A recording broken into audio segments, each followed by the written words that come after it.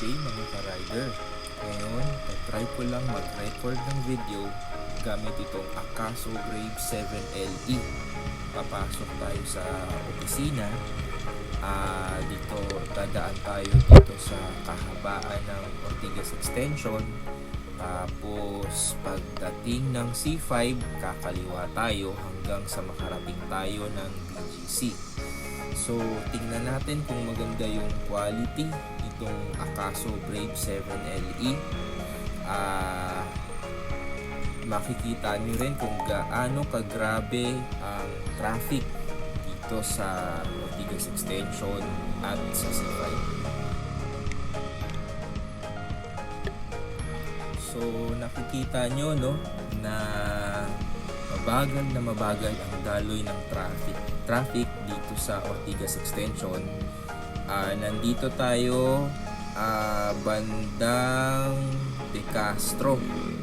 Pasok tayo ng De Castro, diretso tayo. Nandito tayo sa bandang gitna ng linya ng going to the east and going to the west. Kinat ko na yung video sa mga portion na sobrang traffic na halos nilalakad na lang natin yung pagmomotor. May mga ganong episode talaga kasi paminsan may mga tumatawid, kailangan natin silang pagbigyan, para sa safety na rin natin at ng ibang mga tao.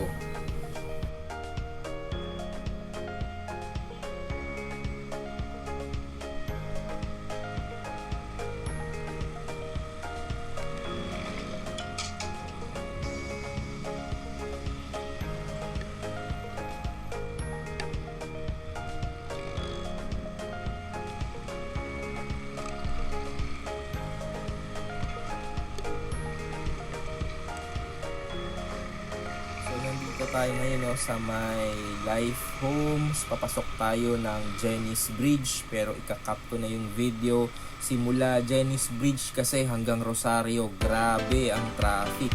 So ngayon nandito na tayo sa may Rosario. Paakyat na tayo ng Rosario Bridge. Dire-diretso ito, liliko tayo dito sa bandang unahan sa kaliwa papuntang BGC. So ito yung Rosario Bridge, nilalakbay natin, tinatawid natin, nalampasan na natin yung traffic. Tapos ito yung portion na paakyat na tayo ng ramp papuntang C5,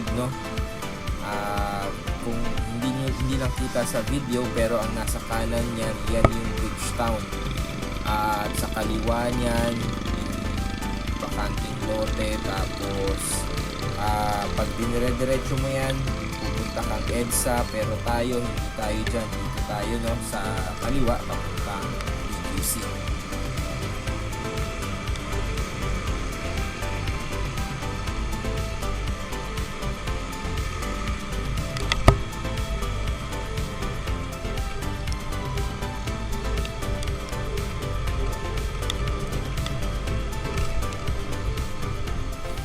Ngayon, pababa na tayo ng bridge, nasa C5 na tayo.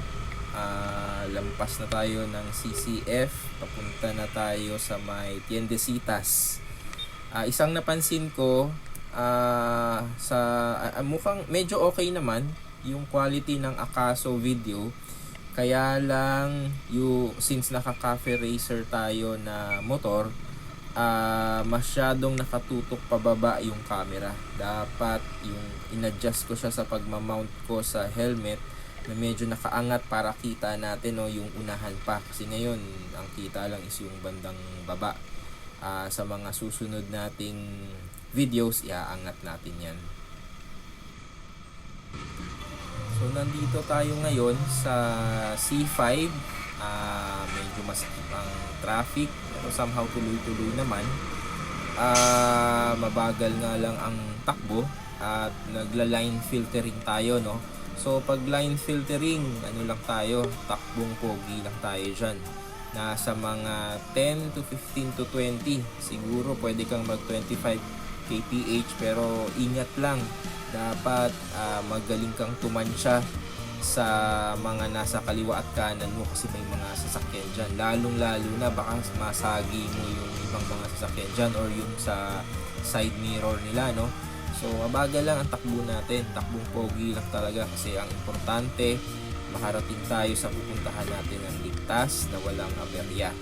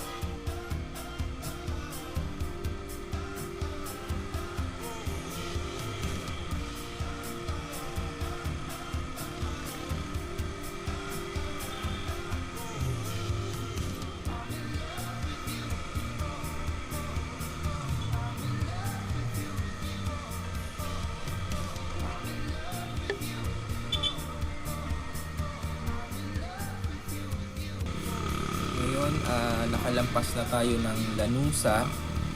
Nandito lang tayo sa kanan, no? Medyo mas mabilis kasi dito. Although mamaya dahan-dahan tayong puposisyon kasi sa bandang unahan nito meron ulit bridge na makakaiwas sa traffic sa ilalim, no? So magpo-flyover, hindi pala bridge, flyover pala. So magpo-flyover tayo, doon tayo sa ibabaw para makaiwas tayo sa traffic sa unahan.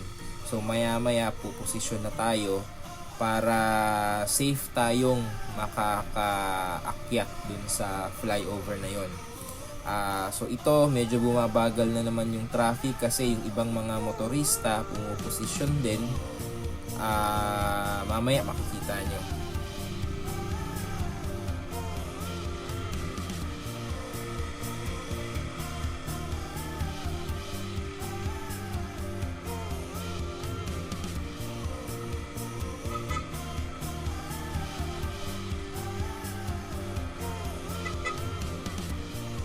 So ito, no, nakaposisyon na tayo sa bandang kaliwa, no. Yung makikita nyo yung mga barricades sa bandang kanan na portion, yan na yung naghahati ng traffic na mga aakyat sa flyover, at yung sa kanan na side yung sa baba ng flyover dadaan. So nandito tayo, no, sa kanan, aakyat tayo ng flyover. Mamaya aakyat na yan. Ngayon sineseparate niya lang yung traffic, no. So dahan-dahan lang ulit tayo, takbong pogi lang ulit. Ayan, nandito na tayo sa flyover.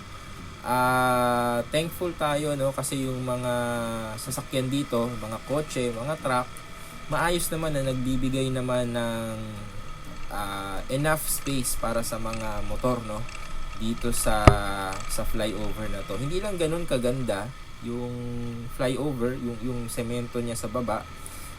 May part na mga bitak-bitak, may part na hindi talaga smooth. So dahan-dahan lang talaga tayo, takbong pogi lang talaga.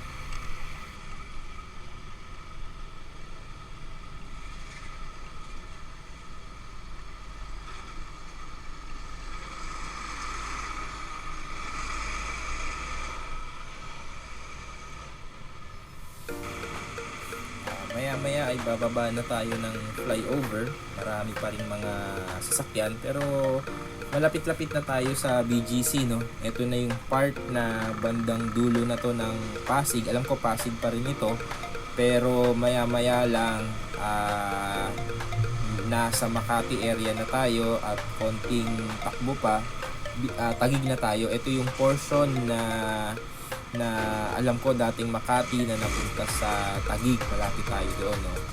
So, bigayan lang, hindi natin kailangang magmadali. Ang mahalaga makarating tayo ng ligtas sa trabaho natin. So, yun lang.